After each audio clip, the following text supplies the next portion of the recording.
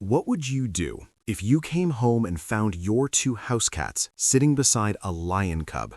Not a stuffed animal, not a dream, a real lion cub, 3 weeks old, eyes barely open, lying on your kitchen floor.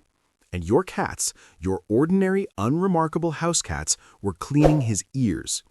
This is that story, and it only gets more extraordinary from here.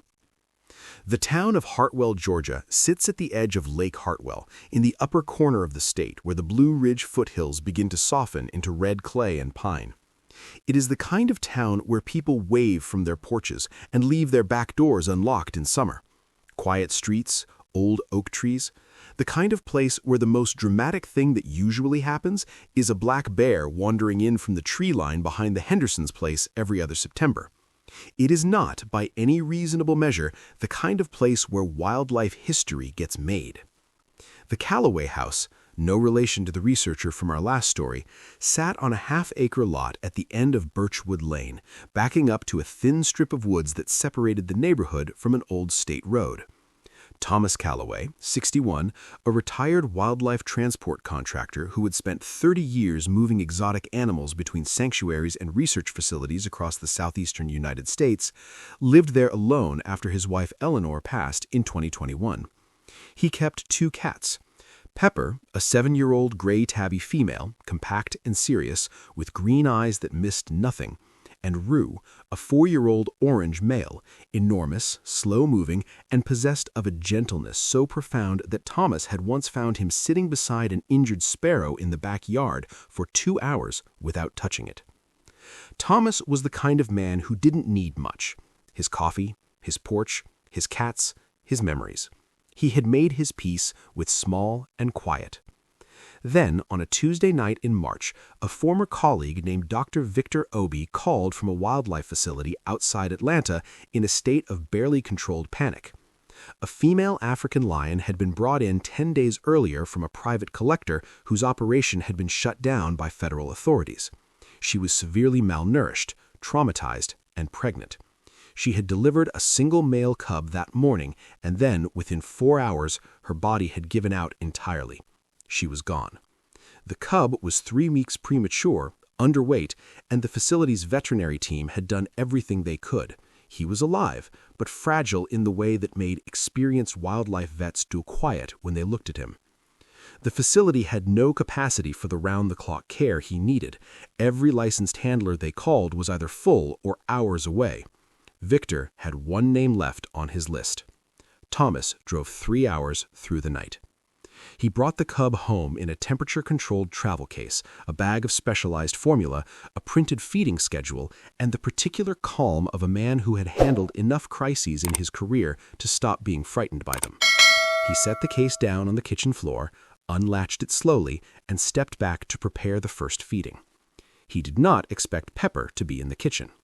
She had come down the stairs silently, the way cats do, and she was sitting 4 feet from the open case before Thomas even registered her presence.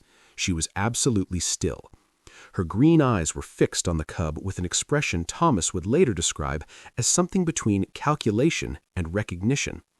The cub, sensing warmth and the shift in air, made a sound, a small, stuttering grunt that had nothing of a roar in it yet, only need. Pepper walked to the edge of the case, sniffed once, twice, then stepped inside and lay down beside him. Thomas stood in his kitchen at 2 in the morning in Hartwell, Georgia, and did not move for a long time. Rue came down 20 minutes later, assessed the situation with his characteristic unhurried ease, and arranged himself on the other side of the cub like a warm orange wall. They named the cub Amos. The weeks that followed were the strangest and most quietly miraculous of Thomas's life. He handled the feedings. Every 3 hours round the clock for the first month, the formula warmed to precise temperature, the amounts logged in a notebook on the counter with the focused discipline of his professional years. But the in-between hours, the hours when lion cubs need contact and warmth and the reassurance of another heartbeat, those hours belonged entirely to Pepper and Rue. Pepper was the disciplinarian. From the first week when Amos began to move and discover his paws, she established rules with a quiet efficiency of someone who had been a mother before in ways that biology had never allowed her to express.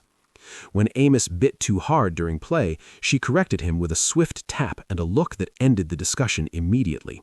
When he tried to follow her up the stairs before his legs were ready, she positioned herself below him, a living safety net.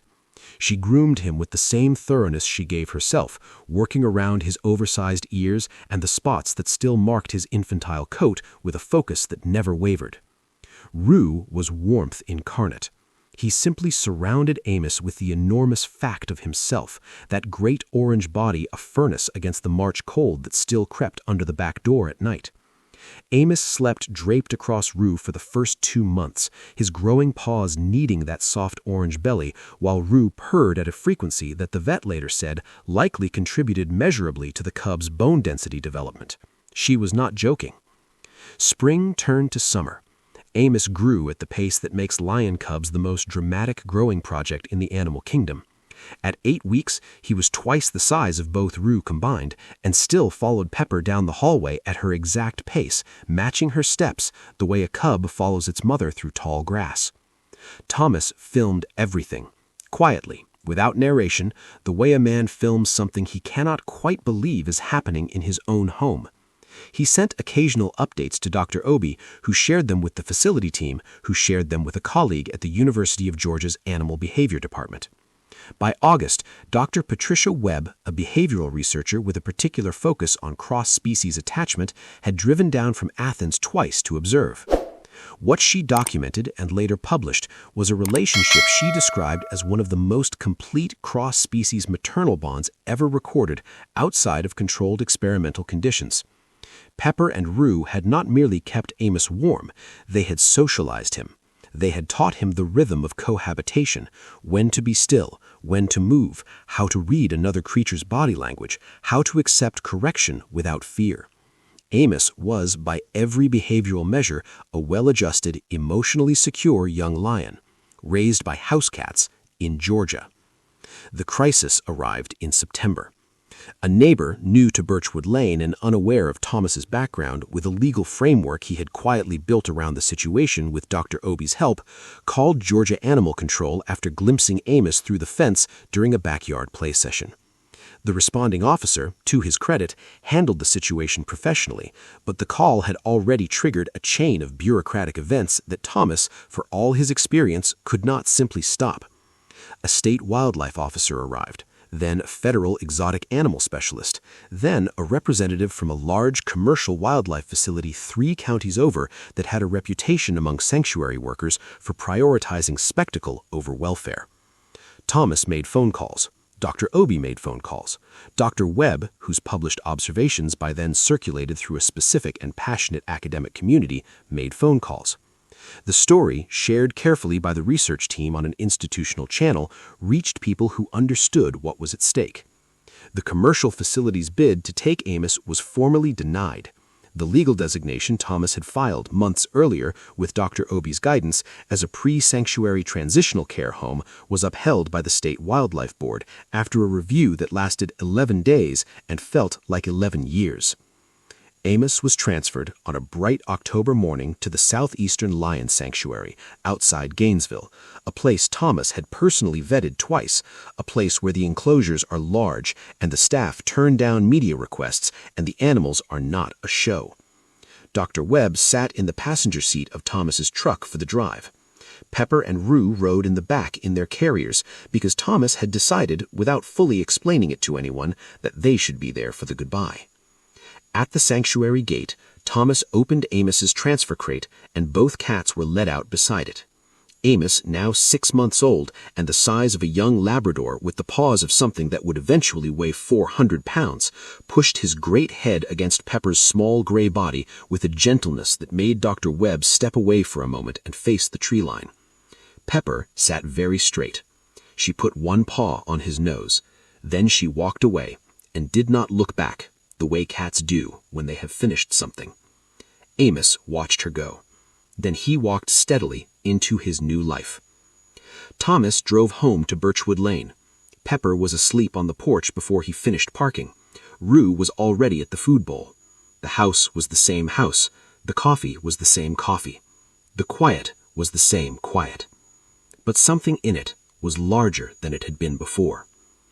Justice does not always arrive in a courtroom. Sometimes it arrives in a Georgia Wildlife Board meeting.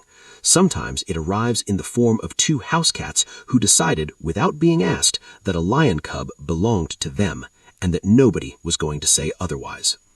If this story stayed with you the way it stayed with us, please give it a like and subscribe to this channel.